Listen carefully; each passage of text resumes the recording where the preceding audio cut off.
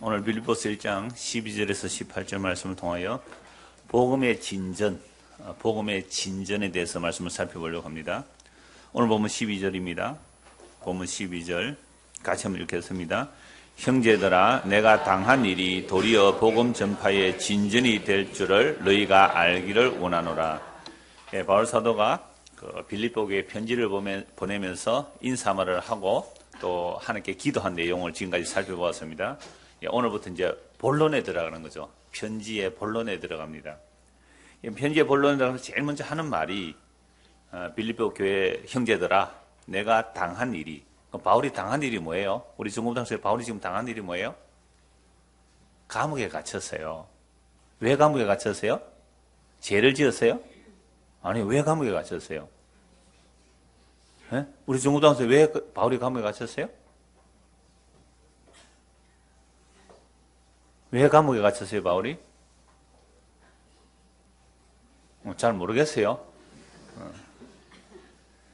예수가 그리스도라고 복음 전하다가 십자가에 못 박히신 예수가 그리스도라고 그 복음 전하다가 감옥에 갇혔어요. 뭐 도둑질하고 살인하고 뭐 이래가지고 감옥에 갇힌 게 아닙니다.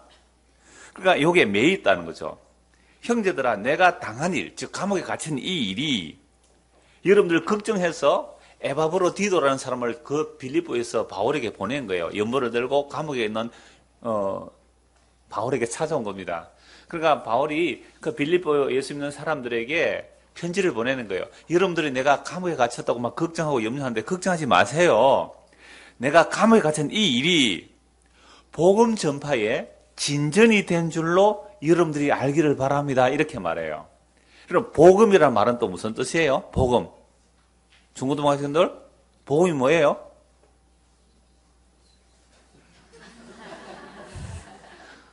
따라해요. 굿뉴스. 발음은 좀 안 좋겠습니다만 기쁜 소식, 좋은 소식이에요. 복음은, 자, 이쪽으로 보세요. 나를 보세요. 눈으로 보세요. 눈으로 말해요. 우리 같이 눈으로 좀 마주치고 눈으로 보자. 기쁜 소식이란 말이에요. 복음, 굿뉴스, 좋은 소식, 기쁜 소식, 복된 소식, 복복자의 소리음자, 복된 소식, 진짜 좋은 소식이에요.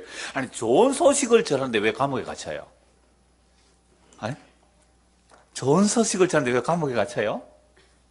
그러니까 이 좋은 소식은 모든 사람의 좋은 소식은 아니다 이 말이죠. 대부분의 사람이 싫어하는 소식이 복음이에요.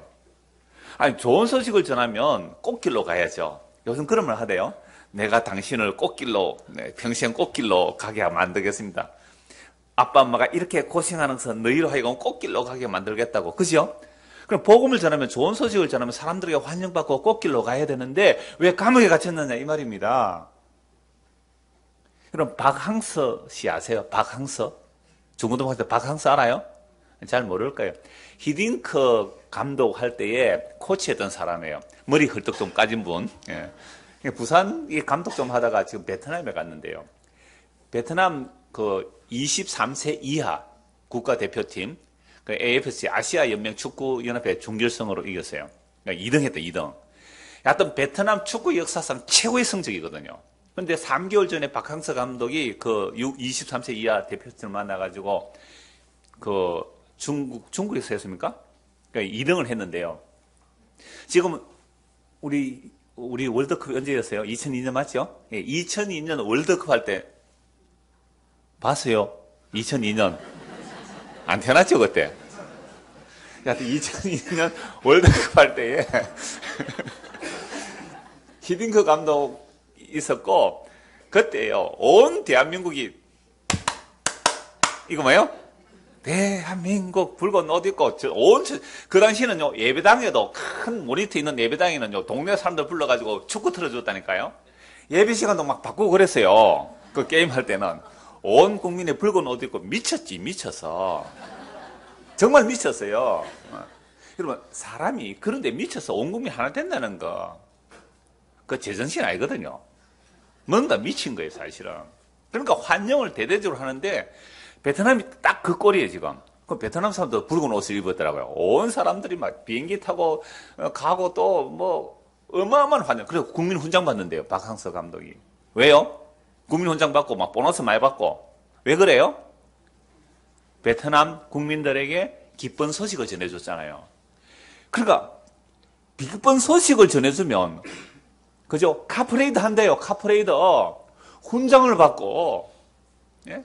그리고 옛날에 우리 집 사람 고향이 부산이에요. 그래서 잠시 그 턴을 지나가면 옛날에 이 턴을 걸어 지나왔대. 왜 걸어왔는지 하면 태극기 들고 올림픽 금메달 딴 사람도 환영하러 갔대요. 부산역까지. 우리가 그런 시대에 살았어요. 그러니까 분명히 기쁜 소식, 좋은 소식을 전해주면 훈장을 주고 보너스를 주고 국민들이 막 박수를 치고 환호를 해야 되는데 왜 진짜 기쁜 소식을 전하는데 감옥에 갇혔느냐 이 말입니다.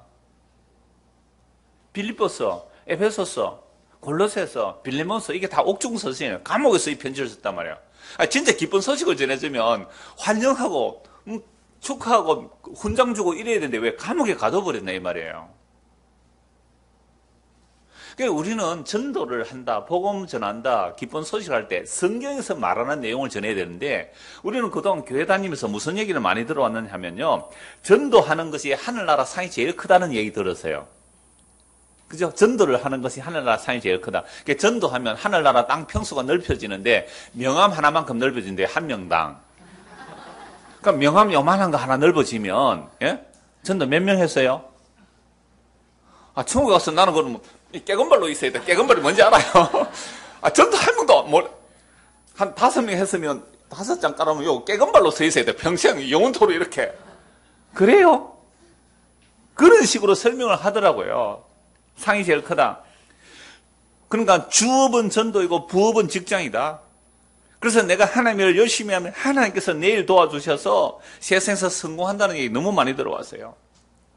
그래서 내가 내 일을 하면 나는 능력이 없어서 1년에 한 1억밖에 못 벌겠지만 열심히 일해도 하나님이 나를 도와주면 그래서 내가 전도를 열심히 하니까 1억 벌 때 하나님이 살짝 도와줬는데 10억을 벌었더라. 이렇게 간증을 하고 이렇게 가르치는 건 사람들이 뭘 열심히 하겠어요? 전도를 열심히 하는 거예요. 그래서 전도를 해서 내가 잘 되면 전도가 더 잘 된다. 그래서 선교를 많이 하면 교회가 부흥되고 또 나라가 복을 받는다. 이런 얘기 너무 많이 들어왔어요. 그런데 진짜 천국의 소식, 기쁜 소식, 복음, 굿뉴스를 전한 바울은 왜 감옥에 갇혔느냐 이 말입니다. 이런 거 안 물어봤어요. 목사가 비비 알아서 좋은 말 해주겠느냐 라고 생각하고 성경에 그런 거 안 들어봤단 말이에요. 저도 어려서부터 교회를 다녔고 부흥회도 참석해봤고 강사들 얘기를 들어보니까 거의 이런 얘기예요. 진짜 복음을 전한 바울, 정말 바울이 왜 감옥에 갇혔는지, 예? 좋은 소식을 전해주면 환영을 받고 훈장을 주고 보너스를 많이 주고 이래야 되는데 왜 감옥에 갇히고 죽이느냐 이 말입니다. 도대체 이 복음이 뭔데 이러는 거예요? 그래서 성경에서 전도하는 내용이 뭔지를 바울이 왜 감옥에 갇힌 그걸 봐야 돼요. 13절입니다. 같이 읽읍시다. 이러므로 나의 매임이 그리스도 안에서 모든 시일의 안과 그 밖의 모든 사람에게 나타나서니. 자, 바울이 감옥에 갇힌 것은 예수가 그리스도다. 그러니까 유대인들은 너무너무 끔찍한 이야기예요. 자기들이 메시아가 아니라고, 그리스도가 아니라고 십자가에 못 박아 죽여버린 그 예수를 바울이 지금 그리스도라고 말하고 있거든요. 이런 놈들은 다 죽여야 된다. 유대인들이 그렇게 생각한 거예요. 근데 사실은 이 바울도 예수님을 만나기 전에, 예수를 믿기 전에는, 유대인들은 어려서부터 율법 지킵니다. 어려서부터 난지 8일 만에 할례받고 어려서부터 율법을 가르치려고 율법을 지킨단 말이에요. 그렇게 평생 율법을 지켜왔는데 세상에 난데없이 저 갈릴리 나사렛 예수가 십자가에 죽고 살아났다 그러고 그 예수를 믿기만 하면 할례도 안 받고 안식일도 안 지키고 11주도 안 하고 아무것도 안 했는데 율법 하나 안 지켰는데 구원받는다는 얘기를 하는 사람들. 더구나 예수가 주라는 거 보니까요. 유대인들은 여호와는 홀로 하나이신 하나님만 여호와예요. 그런데 예수를 여호와 하나님이 부르는 그 주라는 호칭으로 똑같이 부르니까 이건 있을 수가 없다. 그래서 예수 믿는 사람들을 다 잡아 죽이는 것이 하나님의 영광이라고 생각하는 사람이 바울이에요. 그래서 예수 믿는 사람 잡아 죽이다가 저 다메섹에 있는 사람들, 다마스커스요? 다메섹에 있는 사람들 예수 믿는 사람 잡으러 가다가 주님을 만난 거예요. 그때부터 바울이 완전히 180도 바뀐 겁니다. 그래서 십자가에 못 박혀 죽은 그 예수가 진짜 그리스도가 맞다라고 전도를 하기 시작한 거예요. 그러니까 이 바울을 유대인들이 죽이려고 합니다.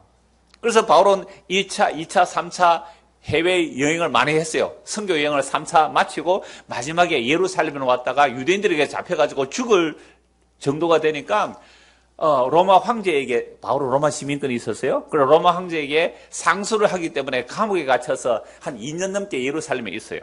그리고 또 제수의 모습으로 로마에 가서 한 2년 넘게 또 감옥에 있어요. 감옥에 있은 기간만 약 5년이에요. 바울의 마지막이. 감옥에 5년 갇혀 있었단 말이에요. 복음 전하. 그러다가 성경에는 안 나타나지만 순교했다는 얘기가 있어요. 교회 역사의 이야기들은 순교했다.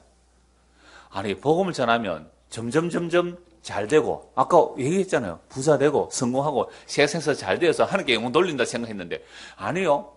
복음을 1차, 2차, 3차 목숨 걸고 복음 전했는데, 감옥에 갇혀서 5년 정도 감옥살이 하다가 그냥 죽었어요. 이게 진짜 복음 전하는 사람들의 이야기예요. 성경은 다 그래요. 예수님의 제자들이 다 그렇게 복음 전하다가 그렇게 죽어갔단 말이에요. 그러니까 도대체 바울이 무슨 이야기를 하는지 들어봐야 되죠. 내가 감옥에 갇혔는데 여러분들 염려해서 에바브로 디도 보내고 연보 보내는데 걱정하지 마세요. 내가 감옥에 갇힌 이것이 복음이 방해되거나 막힌 것이 아니라 복음이 오히려 어떻게 됐다고? 전진했다. 복음이 나아가고 펼쳐지고 확장되는 일에 복음은 하나도 매이지 않았다는 얘기를 하는 거죠. 너무 놀랍지 않아요? 제가 감옥에 갇혔다고 합시다. 복음 전 아직 우리나라는 그런 거 없지만 복음 감옥에 갇혔습니다. 그런데 여러분들이 걱정하겠죠? 아무도 안 하구나. 아무도 안 하구나. 갇히지 않을 거 아닙니까? 그러니까 감옥에 갇혔는데, 아이고, 그럼 우리 목사님이 안 계시면 복음 어떻게 전거되느냐? 라는 걱정이 들랑 하지를 말란 말이에요, 제가. 바울이 지금 그게 걱정을 막, 아니야. 복음은 절대로 안 갇힌다. 디모데후서 2장 8절 9절 한번 보시죠. 바로 뒤로 넘김이 있으니까요. 자, 빌립보서 뒤쪽으로 조금 넘겨보세요. 디모데후서 2장 8절 9절입니다.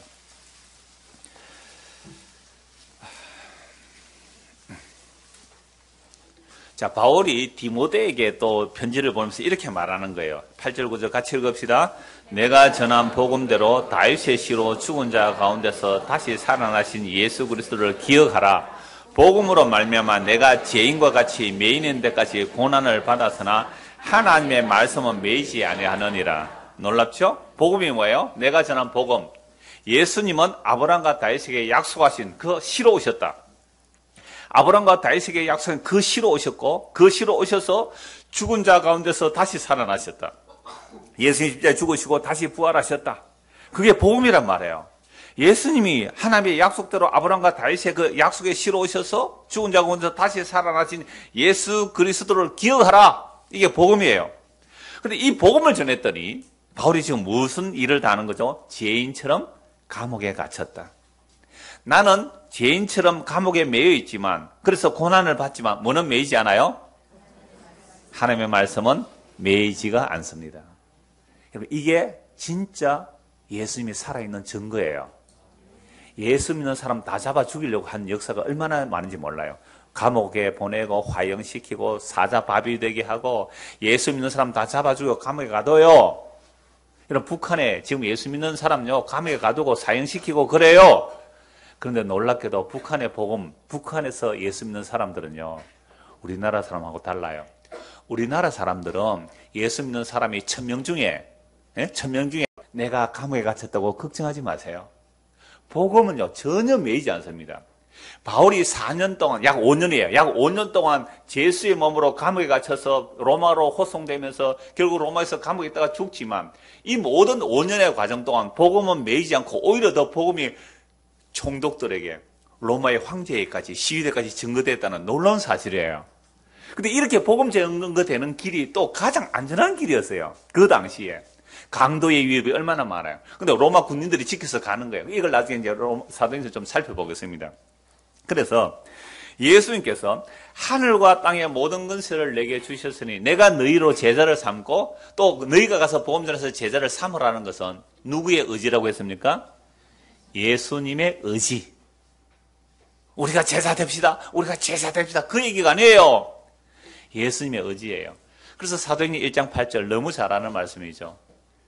예수님께서 부활하신 후에 승천하기 직전에 제대하신 말씀이에요. 마태복음 28장도 사도행전 1장 8장 같은 다 그 직전에 말씀인데 내가 떠나가면 너에게 성령을 보내주겠다. 그래서 성령이 임하면 너희가 권능을 받고 예루살렘과 유대와 사마리아와 땅끝까지 이르러 내 증인이 되리라. 그 증인이 되리라는 말이 화자의 의지, 말하는 분의 의지예요. 우리가 증인되자는 얘기가 아니라 성령이 임하면 예수님의 증인이 되는 겁니다. 성령이 임하게 되면 성령운동하러 가는 게 아닙니다. 성령이 임하게 되면 예수님의 증인이 되는 겁니다. 그래서 예수 그리스도의 증인이 됐다는 말은 바로 복음을 전하는 거죠. 그래서 성령이 임하게 되는 건 사도들이 복음 전해요. 그리고 7 집사에도 성령이 임했어요. 스데반 집사 같은 경우에 성령이 임해서 복음 전합니다. 복음 전하니까 세상에 유대인들이 스데반을 향해 이를 갈면서 돌로 쳐 죽입니다. 그 돌로 쳐 죽이는 일에 누가 앞장섰어요? 오늘 이 빌립보서는 바울이 앞장섰어요. 근데 이 바울이 예수를 믿고 나니까 아하, 십자가에 못 박혀 죽은 그분이 주와 그리스도가 되셨다는 걸 알고 이제 그 복음을 전하고 있단 말이에요. 그러니까 똑같이 바울도 지금 스데반 집사가 돌 맞아 죽는 그런 꼴을 당하고 있는 거예요. 이게 복음을 전하는 자들의 길이란 말입니다. 그래서 바울이 그 성령이 임하여 예수를 믿고 나서 2차, 3차. 그래서 처음에는 그 다메섹 그 주변으로, 그 다음에는 아시아로, 저 섬으로, 그 다음에 3차 전도여행 저 유럽을 통해서 다 한 바퀴 돌았어요. 그렇게 돌고 예루살렘으로 올라가는 겁니다. 예루살렘으로 올라갔는데 세상에 유대인들이 이 바울을 죽이려고 해요. 그래서 감옥에 갇히게 되는 이유가 나오는데요. 사도행전 23장 한번 찾아봅시다. 사도행전 23장. 그럼 복음이 어떻게 증거되는가? 기쁜 소식이 어떻게 증거되는가? 감옥에 갇혔어요. 감옥에. 예루살렘에 왔는데요. 23장 11절 보십시오. 23장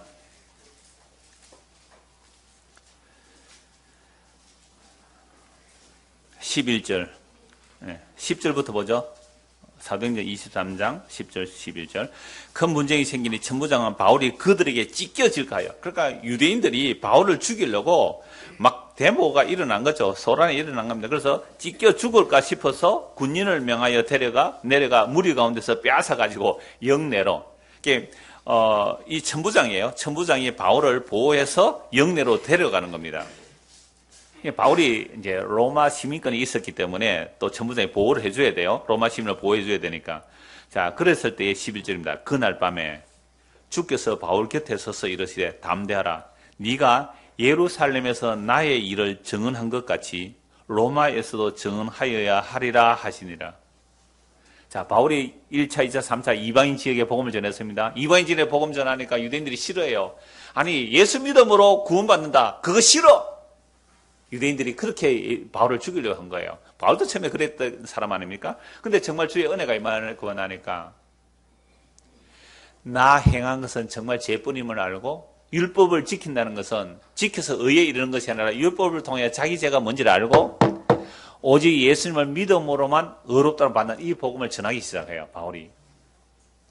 그렇게 복음을 전했는데 이방인지에 복음 전하고 이제 이방인지에서 예루살렘 교회가 흉년이 들었어요. 예루살렘 흉년이 들어서 예루살렘 교회가 너무 힘들다는 소식을 듣고 이방인 교회에서 연보를 한 겁니다. 그래서 그 연보를 들고 제법 많은 돈을 들고 지금 예루살렘으로 올라온 거예요.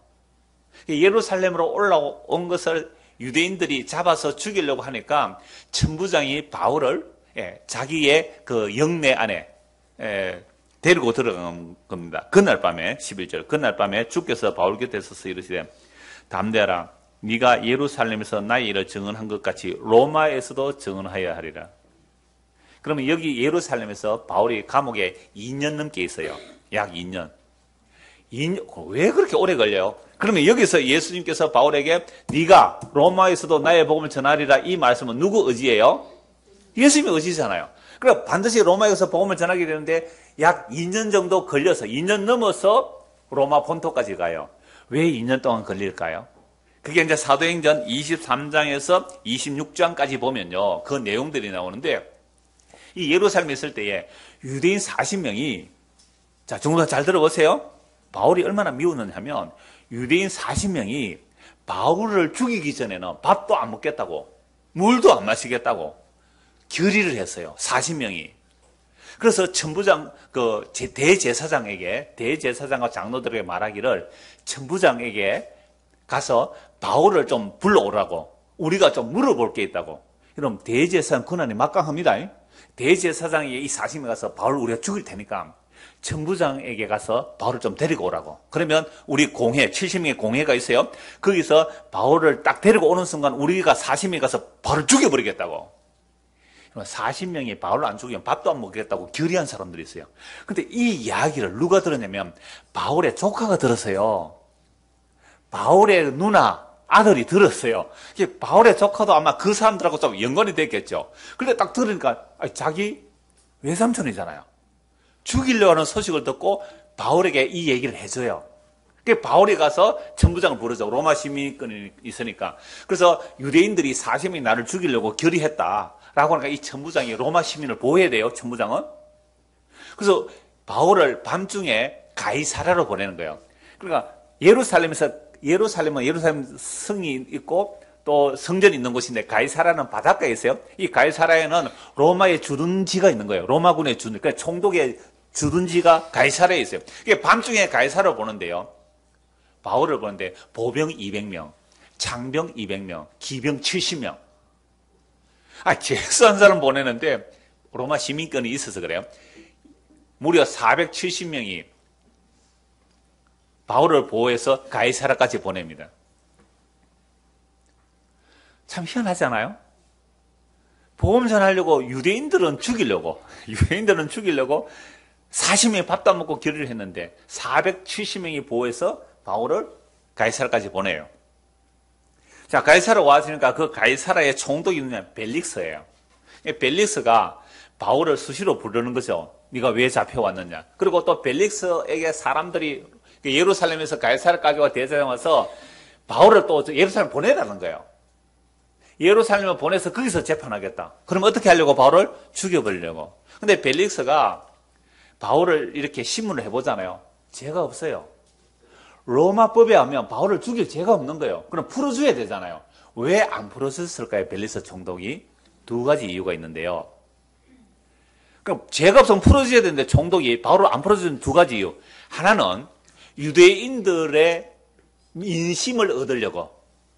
그러니까 유대인들이 바울을 싫어하니까 바울을 잡아둠으로 자기 정권을 공고히 하려고. 데모 일어나면 안 되거든. 잘리거든, 총독이. 그러니까 그런 속셈이 하나 있었고, 또 하나는 바울이 아까 뭘 들고 왔다 그랬어요? 예루살렘 교회를 위해서 연보를 많이 들고 왔어요. 돈 있는 거 보고 그 돈 좀 뺏어내려고 감옥에 가다 놓고 심심하면 불러가지고 야, 니 왜 잡혀왔느냐. 그러면 잡혀왔을 때에 상소를 하면 조서를 꾸며야 되잖아요. 우리나라 조서를 꾸민다는 말이 틀린 말이에요, 사실은. 진술하고 진술을 받아야 돼. 꾸민단 말이에요, 조서를. 말 자체가 틀린 거예요. 그래서 조서는 다 꾸며지는 거예요. 진술서를 써야 되잖아. 왜 잡혀왔고, 왜 상소를 하는지 그런 과정을 써야 되기 때문에 그거 자체가 복음을 증거하는 일이에요. 그러니까 바울이 베스도 총독에게 복음 바로 전할 수 없는데 잡혀갔으니까 총독이 신문할 거 아니에요. 내가 여기 왜 잡혀왔느냐 하면 나는 유대인이었습니다. 나는 율법을 지키는 사람이었습니다. 그런데 주님을 만났어요. 예수님의 십자가가 이런 겁니다 하고 그리고 장차 올 심판을 증거하니까 베스도가 금이나가 벌벌 떨어요. 베스도 안에도 벌벌 떨어요. 그런데도 복음을 듣지 않아요. 어떻게 하면 돈을 좀 받아낼까? 어떻게 하면 유대인들의 민심을 얻을까 해서 바울을 억지로 감옥에 가둬둬요. 그러다가 한 1년, 2년 지나면 총독이 바뀌어요. 벨릭스 다음에 온 총독이 베스도거든요. 이 베스도가 총독이 바뀌면서 그럼 벨릭스가 베스도 총독에게 넘겨주는 거죠. 여러분 창원시장이 누구예요? 약간 그런 사람이 있습니다. 그러니까 창원시장이 바뀌거든요. 우리는 이제 선거에서 바뀌지만 옛날에는 정부에서 임명을 해요. 그러니까 창원시장 바뀌면 또 다른 시장이 와요. 그러면 창원시장이 다른 시장에게 아주 중요한 재수가 한 사람이 있는 거죠. 바울이라는 재수를 넘겨줄 때는 그냥 넘겨주는 게 아니에요. 그러니까 벨릭스 총독, 베스도 총독 바뀌는 틈 사이에 또 베스도하고 같이 불러가지고 또 바울의 이야기를 들어요. 그럼 베서도 총독이 뭐 하는 거죠? 복음 전해요. 놀랍죠? 자, 그런데 이 베서도가, 이 벨릭스하고 베서도가 이렇게 서로 바뀔 때에 아그리빠 왕도 와요. 그러니까 그 지역에 있는 아그리빠 왕이 오니까 이 왕과 총독 2명 앞에서 바울이 뭐 할까요? 복음 전해요. 로마의 아주 강력한 사람들, 이 사람들은. 그들에게 복음 전에 이렇게 말해요. 여러분들이요, 내가 로마에 죄진 거 없습니다. 나 유대에 죄진 거 없습니다. 예수의 죽으심과 부활은 우리 인류의 소망입니다. 나는 그 인류의 소망으로 인해 내가 감옥에 갇혔습니다. 여러분들도 회개하고 예수 믿으세요. 여러분들이 정말로 내가 이 쇠사슬에 묶이고 이거 말고는 여러분들이 나와 같이 되기를 원합니다. 야, 여러분, 한번 생각해 보세요. 감에 갇혀 있는 죄수 주제에, 겉으로 보면 죄수잖아요. 감에 갇힌 죄수 주제에 총독들과 왕들 앞에서 뭐라고 말한다고요? 여러분들이 나와 같이 되기를 원합니다. 여러분, 중고등 학생들, 여러분들이요, 세상에 뭐 인기 있는 사람도 많고 부자도 많고 돈 벌 사람 많아요. 그런 사람들에게 가서 뭐라고 하면 되겠어요? 네? 여러분, 제일 인기 있는 사람 누구예요? 혜민아, 누가 제일 멋있는 요새 연예인이고? 좋아하는? 없어요? 예수님 뿐이지? 네, 예수님. 진짜 인기 있는, 우리 큰딸이 하는 일이 그런 일이에요. 맨날 아이돌 보는데, 아이돌 촬영하고 편집하고 하는 그 얘기인데요. 아이돌 많이 보는데, 아이돌 알아요? 불쌍해요. 그 애들 보면 너무 불쌍하대요. 그 몸매 유지하기 위해서 못 먹고 훈련하는데요. 하루에 10몇 시간씩 춤추는 훈련하고 칼군무 아세요? 칼군무 하려면요, 정말 죽을 고생을 해요. 근데 그런 아이가 뭐 돈 벌고 인기 있다고요? 그 아이들에게 여러분들 이렇게 말해요. 나는 너보다 인기도 없고 나는 너보다 돈도 못 벌지만 너 나와 같이 되기를 원한다. 팬클럽 가입해가 그렇게 보내세요. 밑에 댓글로. 바울이 그 얘기를 해요. 그러니까 보세요. 로마의 총독들이 지금 복음이 증거됩니까? 안 됩니까? 되고 있잖아요. 만약에 바울이 개인적으로 베서도 총독 만납시다, 아그리빠 왕 만납시다, 만나주겠어요? 안 만났습니다. 그러니까 로마 황제에게 송사를 해버리죠. 상소를 해버리죠. 상소를.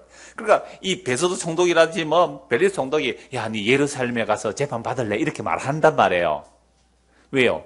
예루살렘의 대제사장들과 장로들이요, 바울을 잡아서 죽이려고 하니까. 그래서 보내려고 하니까, 아니요, 내가 지금 로마 시위대 재판관에 있으니까 나는 가이사에게 상소합니다. 가이사 상소해버리면 로마까지 보내야 되거든요. 로마 시민이기 때문에. 거기서 2년 있으면서 로마의 그 높은 사람들에게 복음을 얼마나 자주 전했겠어요?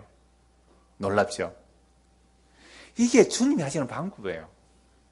그래서 예루살렘에서 바울을 로마, 이탈리아 본토까지 보내기 위해서 배를 태워보는데, 또 배가 중간에 파손돼요. 배가 파손돼서 멜리데 섬에 갔는데, 그곳에서 또 뭐합니까? 복음 전해. 그럼 바울이 감옥에 갇혀있을 때 옆에 제수가, 야, 니 왜 잡혀왔느냐 물을 거 아니에요.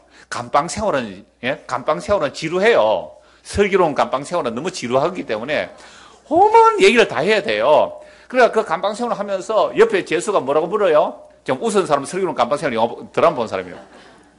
그 옆에 사람이 이러면 목사님 맨날 드라마 본다 이러는데 한두 번 보면 알아요. 그러니까 그 감방에서 뭐라고 해요? 착고에 살면요, 중재수는 내가 감옥에 갇히면 여기 세 사슬, 옆에 세 사슬, 옆에, 그러니까 2명이 옆에 같이 묶여요. 그리고 2명은 보초서요. 4명은 꼼짝없이 하루에 3교대거든요. 3교대. 8시간씩 돌아가면서 24시간 지키면 교대로 오는 거예요, 교대로. 잘 됐다. 너는 지금 8시간 동안 나하고 묶여 있어야 돼. 8시간 동안. 뭐 해야 돼요, 지금 바울이? 얼마나 좋아. 이 도망가도 못해요. 8시간 꼼짝없이 바울 앞에서 복음을 들어야 돼요. 8시간 동안 꼼짝없이. 여러분들 8시간 동안 오세요. 제가 여러분들 복음 전할게요. 8시간 동안 꼼짝없이. 이렇게 해서 교대하죠. 여러분, 정말 놀랍지 않아요? 그래서 복음이 하나도 안 매있다 이 말이에요. 그래서 로마까지 왔어요. 로마에서도 그렇게 복음 전해요. 로마에서도 약 이태 동안 굉장히 자유를 줘요. 그러니까 새 집을 얻어서 재판받을 때까지 사람들을 막 영접하면서 복음을 전하고 있단 말이에요. 자, 그렇게 해서 복음이 어떻게까지 전거되느냐. 사도행전 한번 좀 더 보고 마무리합시다. 오늘 본문을 좀 더 봐야 되는데요. 그거 보기 전에 본문 14절 먼저 봅시다. 14절. 오늘 본문 14절. 자, 1장 14절. 형제 중 다수가 나의 매임으로 말미암아 주 안에서 신뢰함으로 겁없이 하나님의 말씀을 더욱 담대히 전하게 되는. 이게 바울이 감옥에 갇힌 것을 보고 위축되는 게 아니에요. 바울이 감옥에 갇혔다고 위축되는 것이 아니라 복음을 더 어떻게 전한다고요? 겁없이 하나님의 말씀을 더욱 담대히 전하게 되었다. 기적이잖아요. 빌립보 교회 사람들 안에 두 패가 나눠지는데 바울이 감옥에 갇히니까 우리가 바울 대신 복음을 더 열심히 전하셔서 담대히 전하는 사람이 있고, 또 한편은 바울과 어떤 인간적인 관계가 좀 껄끄러운 사람이 있을 수 있잖아요. 근데 그런 사람들은 봐라, 바울이 감옥에 갇히면 뭔가 잘못해서 갇혔을 거야. 그러니 우리가 더 바울보다 뛰어난 일꾼이 하고 또 열심을 내는 사람이 있어요. 이런 사람들은 바울에 대한 시기 질투로 열심히 전하는 거예요. 근데 다른 복음은 아니었단 말이에요. 만약 다른 복음이라면 저주받으라고 하는데 바울이 자기를 시기해서 열심히 전하는 사람이 있단 말이에요. 그래서 제가 쉽게 이렇게 예를 들게요. 자원기독연합회에서 저기 질문서를 보냈고 제가 답변을 우리 홈페이지에 올려놨는데 아직 답변이 없어요. 한 7개월 지났는데 그때 제가 이런 말을 했어요. 여러분들이 제게 이런 질문을 보내는데 좀 질문 보내려면 정확하게 신학적 성경적 근거를 들어서 좀 질문을 하시기 바랍니다 라고 하면서 이게 참 번거롭습니다 라고 하면서 이런 말을 했어요. 내가 이렇게 변정을 하는 것이 처음에는 번거로웠지만 이렇게 복음을 변정하다 보니 나에게는 지금 기쁨이 충만합니다. 여러분들도 나와 같은 이 기쁨이 있기를 바랍니다. 지금 누구 인용한 거예요? 바울. 총독들, 왕들, 당신들 나와 같이 되기를 원한다. 그 말을 인용한 거죠. 그러니까 제가 그 질문서를 받고 나니까 참 번거로웠어요. 이 뭐야 생각했는데 아니 받고 변정하고 나서 보니까 더 기쁜 거예요. 와, 드디어 나도 천국 갈 소망이 생긴다. 예수 믿는 자들이 핍박을 받았는데 뭐 그동안 별 핍박 없었잖아요. 근데 이런 핍박이 온다는 것 자체가 얼마나 감사한지 몰라요. 그래서 제가 방송국 가서 물어봤더니 왜 이장호 목사 방송 보냈느냐고 그러는 사람이 있더래요. 어떤 목사가. 그러니까 저는 오히려 그 사건이 있고 나서 더 위축됐어요. 지금 담대해졌어요? 더 담대해졌어요. 아니요. 날 아예 제명시키십시오. 아예 이단으로 그냥 몰아붙이십시오. 이단으로 발른 수순이라면 이단으로 몰아붙이십시오. 라고 정말 제가 이단으로 되고 노예총회에서 우리 목사는 노예에 있으니까 노예에서 이장호 목사가 제명이 되었습니다. 면직이 되었습니다. 라고 할 때에 여러분들 안에 두 가지 반응이 나올 수 있단 말이죠. 예를 들어서 말씀드린 게 바울에 그러니까 여러분들 가운데 이장호 목사 전한 복음은 진짜 복음이다 하고 저를 사랑해서 열심히 복음 전하는 분이 여러분 가운데 나올 수 있을 것이라고 생각을 합니다만 또 어떤 사람들은 봐라 그거 좀 치우쳤더라니까 내가 들어보니까 그 뭐 좀 진보적이고 말이지 레디칼하고 뭔가 좀 이상하더니만은 그러니까 이단으로 찍혔지. 봐라 이장모사 그거 보면 틀렸거든. 그러니까 내가 전하는 복음이 맞아라고 또 열심히 내는 사람이 나올 수 있단 말이에요. 근데 그분이 다른 복음만 안 전한다면 제가 뭐라고 해요? 괜찮습니다. 이렇게 전하나 저렇게 전하나 그리스도가 전해지니 나는 기쁩니다 라고 말하고 있단 말이에요. 바울이. 보십시오. 너무 놀라운 얘기예요. 15절. 어떤 이들은 투기와 분쟁으로 어떤 이들은 착한 뜻으로 그리스도를 전파하나니 이들은 내가 복음을 변정하기 위해 세우심을 받은 줄 알고 사랑으로 하나.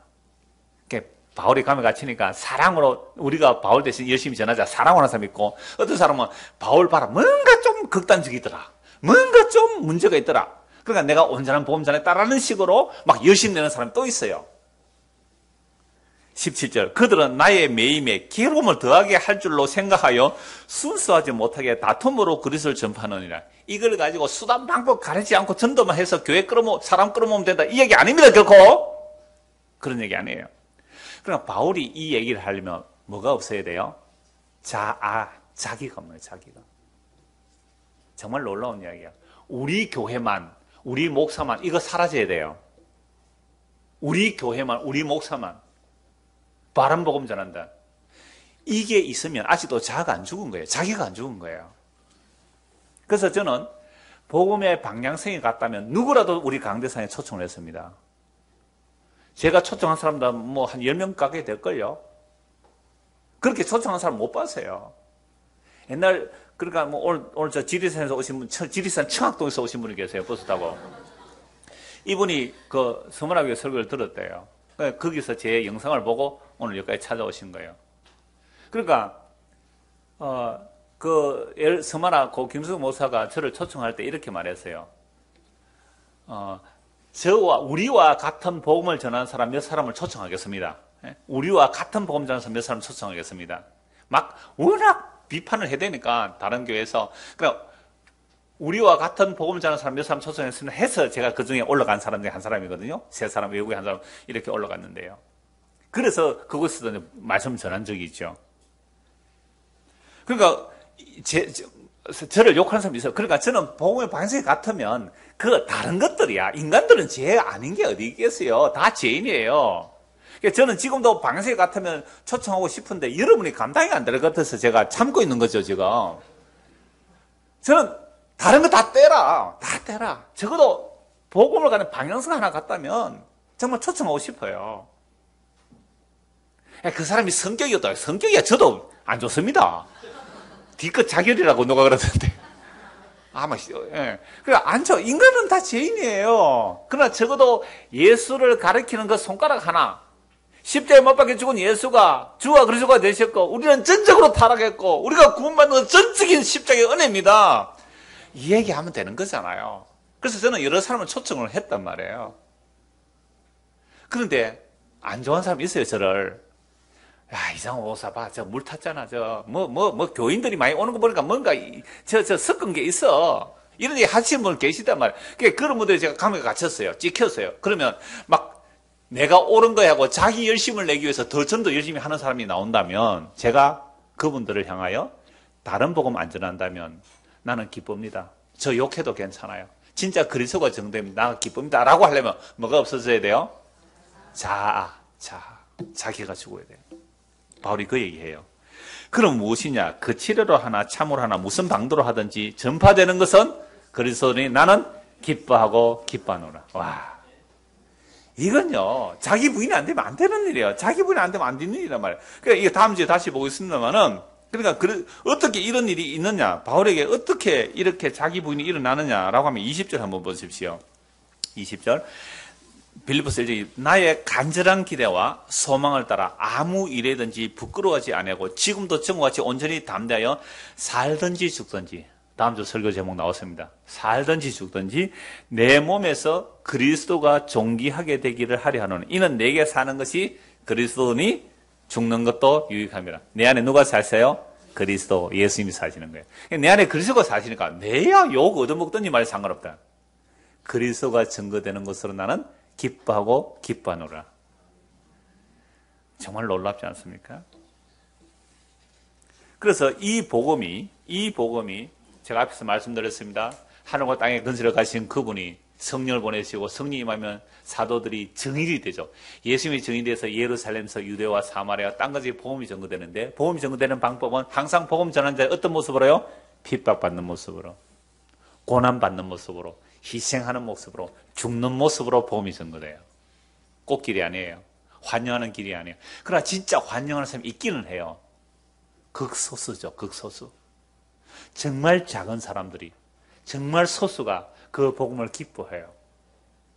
그래서 우리 교회에 이 자리가 비좁을 정도로 오시는 여러분들의 그 중심을 내가 다는 모릅니다.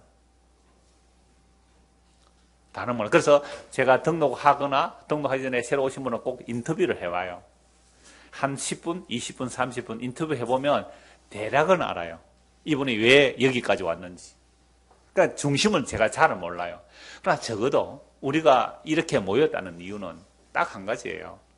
하나님의 약속을 하나님께서 어떻게 신실하게 이루어내시는지, 하나님의 모든 약속을 예수께 이루어내셨을 뿐만 아니라 그 십자가로 다 이루신 말씀을 오늘도 살아서 자기의 정인을 세워서 복음이 2000년이 지나서 오늘 이방 땅, 이 창원에 복음이 전거된다. 이보다 더한 기적은 없어요. 이보다 더 주면 살아계시면 어디 있어요? 이 복음을 듣고 예수를 믿으면 영원한 생명을 얻습니다.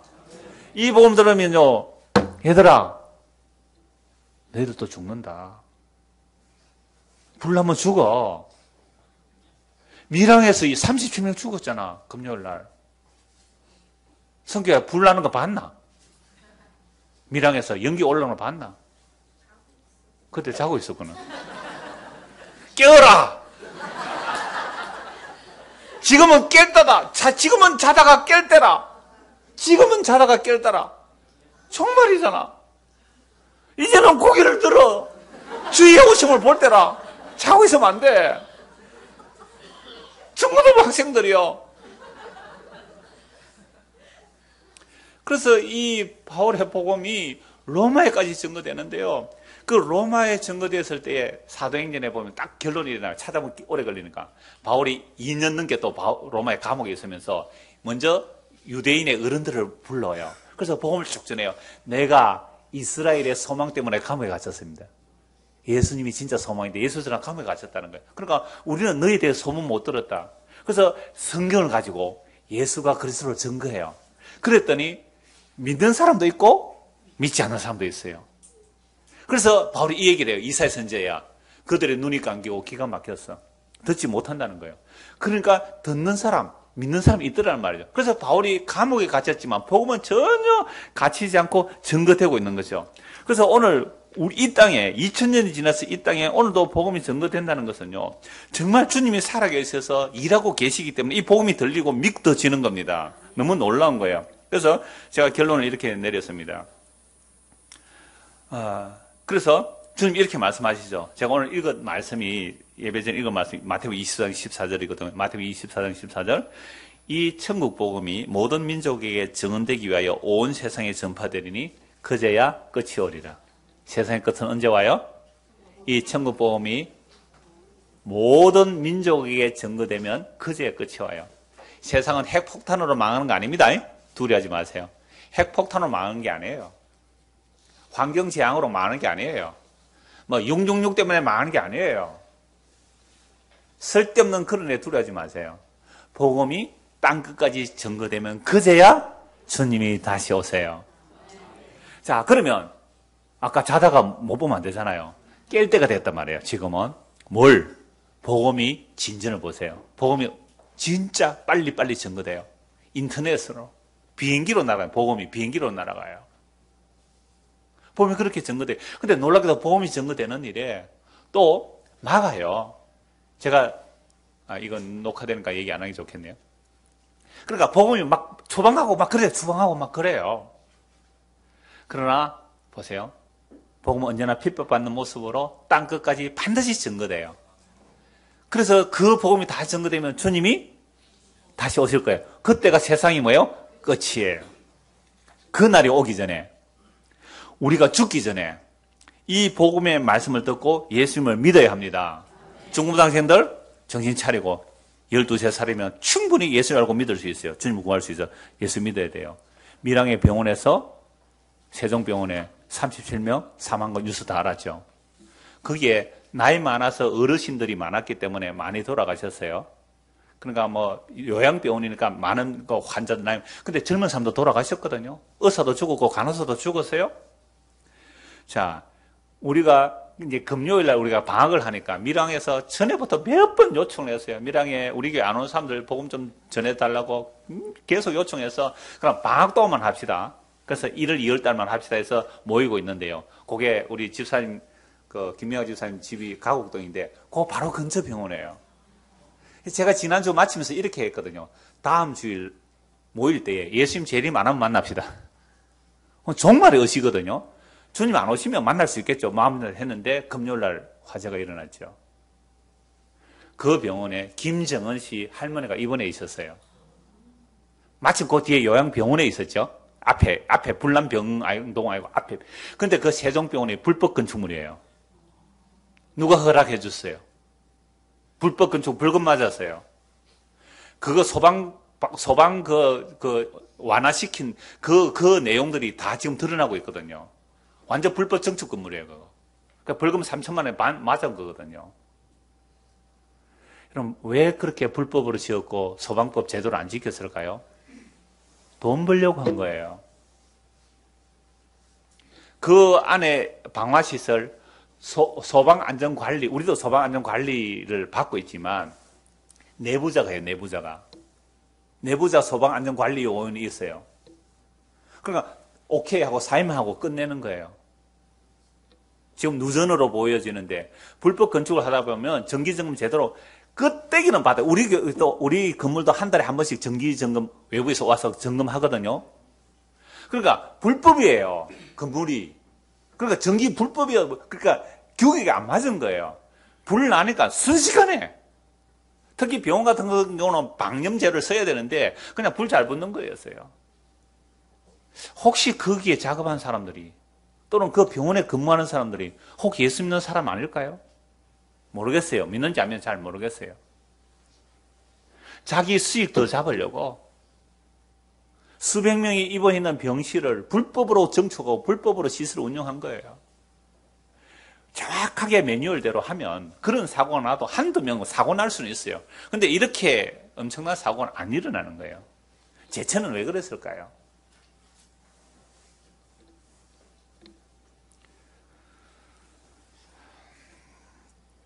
제가 카톡으로 김건우 씨가 이걸 알려왔어요. 제가 답장을 이렇게 했습니다. 생과 사는 종이 한 장 차이입니다. 이런 소식을 보면서 우리는 회개하고 예수님을 믿어야 합니다. 여러분, 사건 사고는 언제라도 일어나고 있어요. 회개하고 예수 믿어야 합니다. 그리고 전도하는 기회가 됩니다. 그래서 김건우 씨, 김정은 씨 손자 둘이 있는데요.